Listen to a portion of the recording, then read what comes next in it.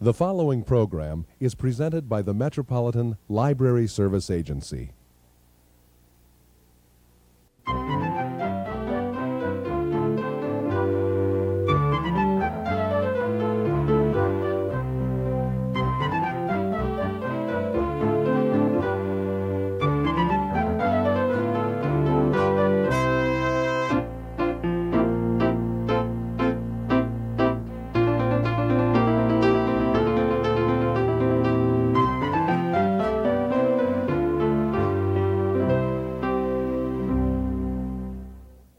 Hello, welcome to All About Kids, a program focusing on the interests of children and young people and some of the issues affecting them. Reading is still a big interest for many youngsters. Today, the 1993-94 Bloomington All-Star Readers will be reviewing some of their favorite books. They're going to encourage other young viewers to head for their local public library or school media center to check out some of these titles. Director of Instructional Services for the Bloomington Schools, Ken Johnson, we'll be talking with Hennepin County Library Children's Librarian Lois Andersen about how the Bloomington All-Star Reader program developed. We're here today celebrating the 4th year of Bloomington's 4th grade All-Stars. This is a program where kids in the 4th grades in the Bloomington Public Schools vote on their favorite of 10 titles, and each year we announce the winning title. A brief history about how it started, why it started. 4 years ago, the Bloomington schools and the public libraries became aware that there were many demographic changes in Bloomington, that a lot of students weren't familiar with the resources in the public libraries, and that we were competing for children's attention with a lot of other factors, such as TV and Nintendo and such. So a committee of 5 Bloomington school media directors were appointed to meet with the 2 children's services people from the Bloomington Public Libraries and devise a program that would be fun and attractive to the Bloomington students. We chose the 4th graders because we felt that by that grade they are beginning to be familiar with resources. They are able to read better novels and enjoy them more, and that we could introduce a larger variety of genre to the students. Each year the committee chooses 10 titles and encourages the students to read as many of them as they can. The summer, before summer vacation, the 3rd graders, who will be next year's 4th graders, are given a bookmark with next year's titles, so that they can read over the summer. And they truly do come in and check those books out all summer long. I'm sure that many of the 4th graders have read most of the 10 titles before school ever starts. Once school starts in the fall, the teachers start promoting the books. They discuss them in class. Many of them read many of the titles aloud so that the students do become familiar with all the books. Each year, each school chooses a student or students to review the book that their school has been assigned, and they do this on this very program.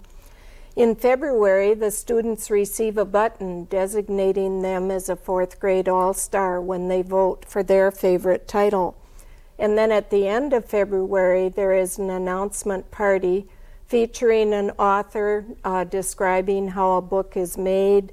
There are treats provided by the Friends of the Library, and of course the winning title is announced. Participation in the program has grown from approximately 50% of the eligible 4th graders in the first year to 66% during 1992-93 season. We're hoping for an even better participation rate this year. Each year the excitement about the program seems to grow. It has been an exciting project from our standpoint, and now perhaps Ken Johnson, the Director of Instructional Services for the Bloomington Schools, can tell us what you see as the benefits for the schools for participation. Certainly, and thank you, Lois, for inviting me to be on the program. There are several advantages that our students have and our schools have in this particular project. One of the exciting things is that the All-Star program is really an extension of the curriculum experiences that our students are having during the school year. And it opens up a whole new world of opportunities for students to recognize that learning takes place not just in the classroom, but outside the classroom. And it ties that connection together with the public libraries and the school libraries so that the students really do see the relationship and the transition. Another exciting part, I think, is the positive reinforcement and the wholesome that is involved in the wholesome competition that students have. They see the incentive to go beyond what they are expected to do normally and are challenged by working with other students. And along with that, they are able to dialogue with their peers about particular things that they've read and experienced. And in doing so, that raises their level of critical thinking and their higher level thinking skills. And another thing that I see that really is a positive benefit from this program is the true partnership and relationship that the schools and the public libraries have together.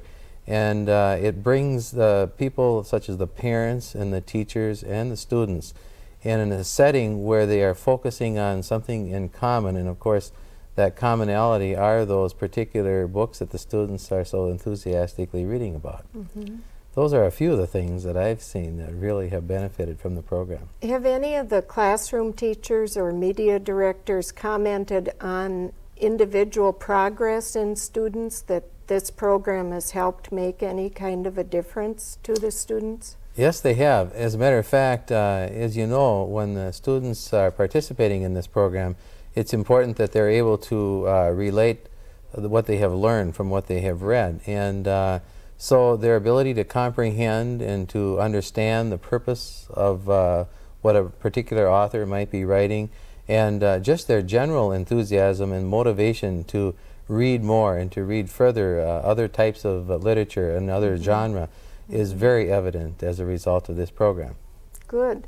I know several parents have come into the library and commented that, oh, my son hated to read before he was involved in this program. And we've had some of the graduates, if you will, come back the next year or 2 years later and say, which are the fourth grade all-star titles? I want to read and see if they're as good as my year, and that kind of thing. Or a parent will come in and say that my son would only read sports books before, or my daughter never liked to read historical things, and now she likes lots of different things. So that, of course, was one of our aims, and we're very happy to see that happening. The two Bloomington public libraries have seen the program as a plus as well.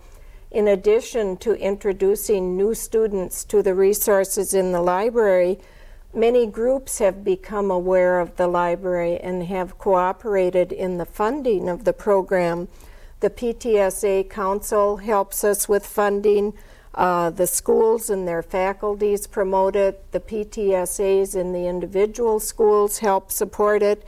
And of course, our Friends of the Library groups in both libraries have all cooperated on funding various components of the program.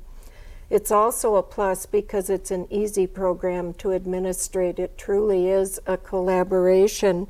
And that has led to several successful collaborative projects. We've had a partners project at one of the Bloomington schools, class field trips. We've been invited to do book talking in the classrooms. Faculties have had staff meetings at the public library so that they become familiar with what we have. The teachers are much more conscious of working with the media directors to alert us of special assignments and that kind of thing. So it truly has been a success on lots of fronts, we feel, and we're very happy. And that's not always true. When we go to library conventions, people are amazed that the schools and the public library have achieved that cooperation. Much of that has been due to your encouragement, too. We would hope that this year's crop of fourth graders will want to read all 10 of the titles, and that they will attend the announcement party on Saturday, February 26, 1994. That party will be at 10:30 in the Oxborough Library, which is located at 8801 Portland. Karen Ritz, who is a St. Paul illustrator, will talk and demonstrate the steps in producing a book. And of course, this year's winning title will be announced. Karen Ritz is the illustrator who just finished the newly published book, Picture Book of Anne Frank by David Adler. And I know a lot of the kids are familiar with that and will be anxious to talk to her, particularly after seeing the Anne Frank exhibit. Now we'd like to hear from this year's student reviewers. See if you can guess which title will be voted the winning title of Bloomington fourth graders. Thank you. Hi, my name is Stephanie Nyman and I'm from Indian Mound School. Konnichiwa, watashi wa Sakane Yuki desu. In Japanese, it means hello. My name is Yuki Sakane. Well, hi. As you know, I'm Yuki Sakane, a Japanese American, and I'm about to tell you about the book Journey to Topaz. Journey to Topaz is a book written about my many adventures that I have while going to Topaz. When the book begins, I'm 11 years old and I live in the San Francisco area. While we are eating supper and listening to the radio, we hear that Japan has bombed Pearl Harbor. That very night, some FBI men come and take away my father because they think he had something to do with the bombing of Pearl Harbor. We only get to see my father one more time before we are uprooted from our home and shipped with thousands of other West Coast Japanese Americans to the horse stalls of Tan Foran Racetrack. There, I meet a friend. Her name is Emmy. After we stay at the Tan Foran Racetrack, we are moved again to the concentration camp called Topaz in Utah. In Topaz, we face horrifying dust storms. Emmy gets very ill. My father returns to us. My brother Ken has to decide whether to go with the army or to stay with us. And last but not least, some men are trying to hurt my father. Will Emmy live? Will my brother go with the army? What will we do to keep my father from getting hurt? To find out, read the book Journey to Topaz, written by Yoshika Uchida. You can find Journey to Topaz at the Hennepin County Library. Sayonara.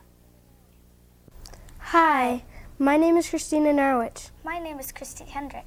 We are both from Normandale Hills Elementary School. The name of our book is Sea Star. The author is Marguerite Henry. Our story takes place on the island of Chincoteague. This island is on the northeast coast of the United States. The main characters are Paul and Maureen, who are two children that live on a ranch called Pony Ranch. Paul and Maureen live with their grandparents on the ranch. Their favorite horse is Misty. She is famous throughout the United States. Misty belongs to Paul and Maureen. They thought that she would live with them forever. Boy, were they ever surprised. Misty had always been a leader of the horses. She was a very sharp pony. She was really intelligent. Movie men have come to Chincoteague to film the annual pony penning. This is a big celebration on the island. Paul and Maureen are really excited about the movie that is to be made. That is until they learn that the producers want to buy their beloved horse, Misty. Sadly and reluctantly, they agree to sell in order to send their uncle to college. But how will they ever fill the lonely place that Misty leaves behind? When Paul and Maureen find an orphan cult, they become really involved in helping the cult. This helps them deal with their loss of Misty. They soon discover that little Sea Star needs them just as much as they need it. Paul and Maureen named the orphan cult Sea Star because they found it by the sea and it has a star on its forehead. If you like adventure and stories about horses, this is a book you should definitely read. Hi, my name is Jacob Ilka. And I'm Melissa Longquist. We're from Oak Grove Elementary, and we're doing the book talk based on View from the Cherry Tree. View from the Cherry Tree is a very exciting book, especially for mystery lovers. It all starts because of Peter's nosiness and curiosity. Peter is a 5th grader. He witnessed a murder, Mrs. Calloway's. He tries to tell his parents and his friends, but they don't believe him because of some lies he told in the past. They also don't listen to him because they are busy planning his sister Darcy's wedding. In the end, he gets trapped in Mrs. Calloway's old house with the killer. The killer's motive to kill Mrs. Calloway is because she discovered their illegal drugs. And Peter found out about the illegal drugs, and now he is the next target. To find out what happens, read Will Davis Roberts' View from the Cherry Tree. Hi, my name is Lindsay Spielman. I'm 9 years old and I'm from Olson Elementary. I just read the book Knights of the Kitchen Table. Knights of the Kitchen Table is about 3 boys named Joe, Fred, and Sam. They were all at Joe's birthday party. Joe was just opening his last birthday present. And all of a sudden, all this crazy stuff started to happen. One of the crazy things that started to happen was all 3 of the boys saw a crazy giant with a very ugly face. But I don't want to tell you anymore because I want you to read Knights of the Kitchen Table yourself. Hi, my name is Mike Moriarty. Hi, my name is Vikram Uppal. Hi, my name is Scott Davis. And we're from Poplar Bridge. The book we read is called What's the Big Idea, Ben Franklin, written by Gene Fritz. The main character is Ben Franklin, and the story starts out in Boston. Ben Franklin was born January 17, 1706 in Boston. He was the youngest in his family.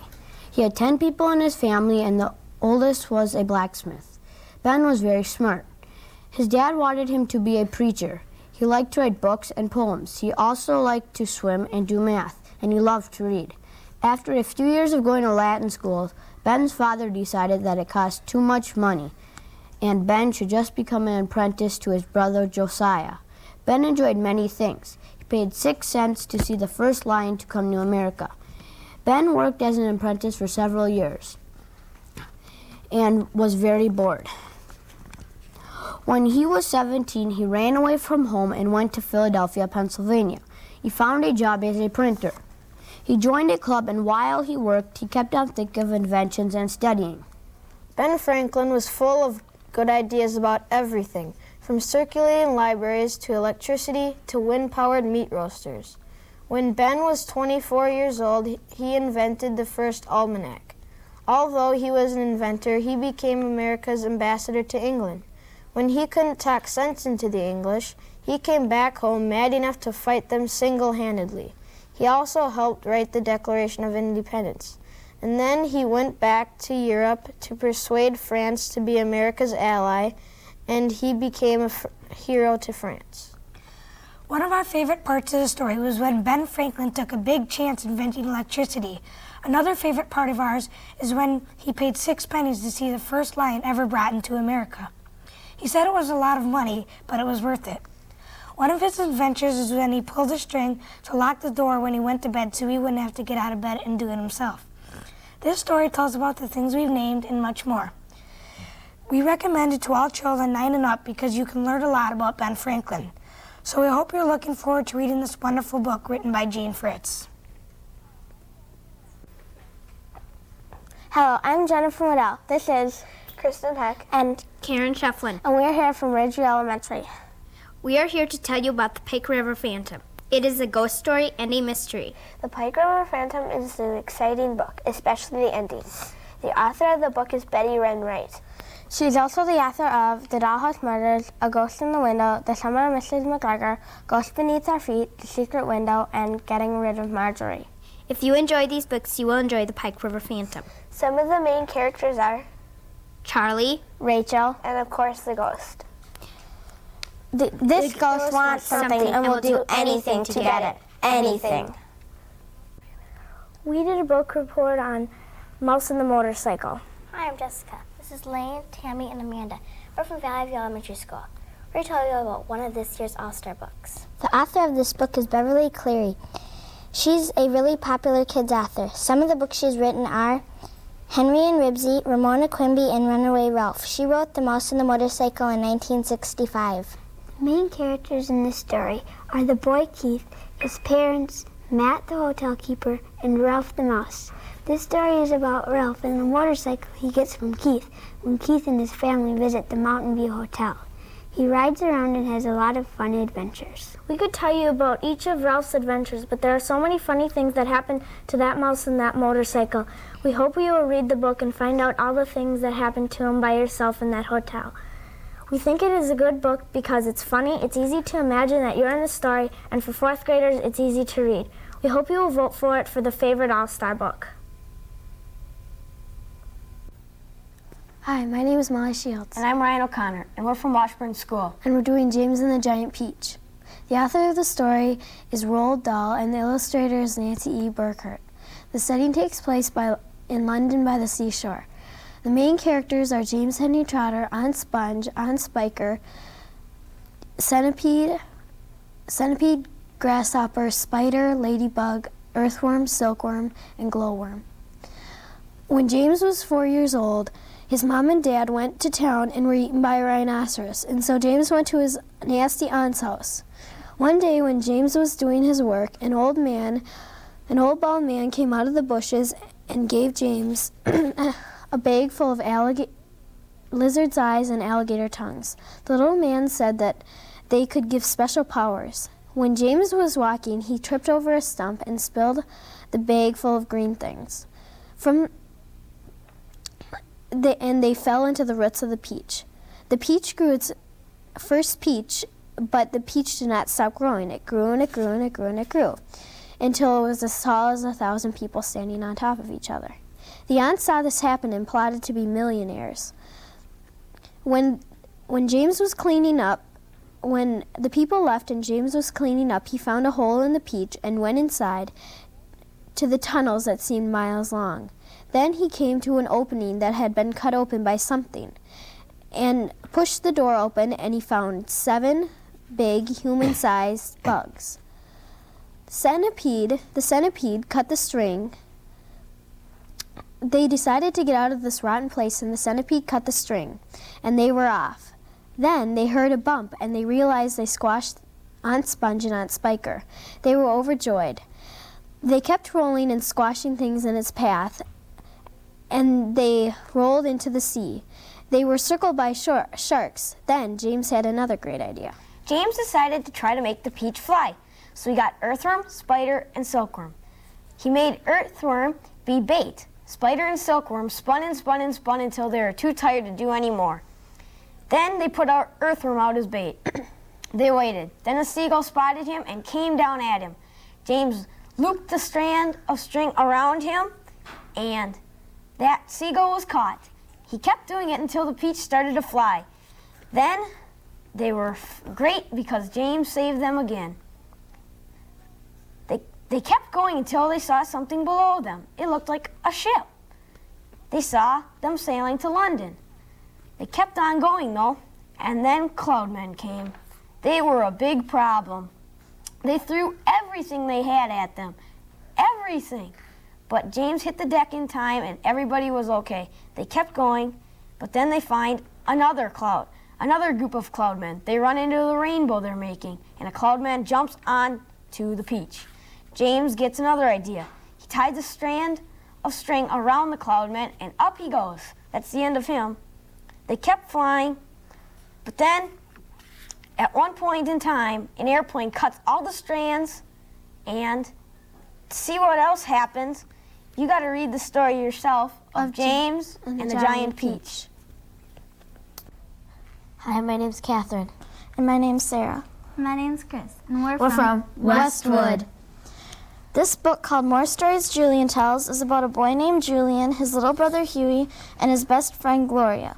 There are 7 different stories in this book, and all of them have tall tales that Julian tells. These tall tales are always getting him into trouble. You know why? Because he always keeps adding on and adding on and adding on. His stories are like bubble gum. They keep getting bigger and bigger and bigger until they pop. Exaggeration should be his middle name. One of the stories is called The Curve in the River. Julian, Gloria, and Huey all send messages in a bottle. They throw the bottle over a bridge into the river. They hope to get a message later from some faraway exotic place. But Julian's in for a big disappointment and ends up not playing with Gloria for a long time. You had to read A Curve in the River to find out why. Another story is the day when frogs wore shoes. Have you ever experienced a day so hot and so bored, grass won't even grow? Julian's father said on days like this, frogs wear shoes, and he was right. We recommend this book because there are a variety of stories and they're funny. We hope there will be a sequel to this book written by Ann Cameron. Hi, I'm Chris Thompson. And I'm Matt Forbes. And we read the book Ice Magic by Matt Christopher. The purpose of the story is to bring readers into a fantasy world of magic. The evidence in the characters' traits to prove the purpose is the pile of Delta magic. There are three main characters in this book. Pike and Ellie, who's an outgoing, driven person, and Jody and Jolie, who are two twins. They're very relaxed and caring. They are the ones who found the magical hockey game that can predict Pike's games. The setting in the story takes place in Jody and Julian's basement and Pike and Ellie's hockey rink. The story can take place at any time, and the length of time that passed during the story was 5 to 6 weeks. The plot is that Pike needs smaller skates. He has his brother's skates that are too big for him, and the solution to the problem is that he gets his skate breaks in one of his last games in the book, and he needs to buy new skates. Thank you, Bloomington All-Star Readers. You're a great bunch of fourth graders. And thank you, Ken Johnson and Lois Andersen, for describing this program. Thanks to all of you for joining us on All About Kids. Please tune in again.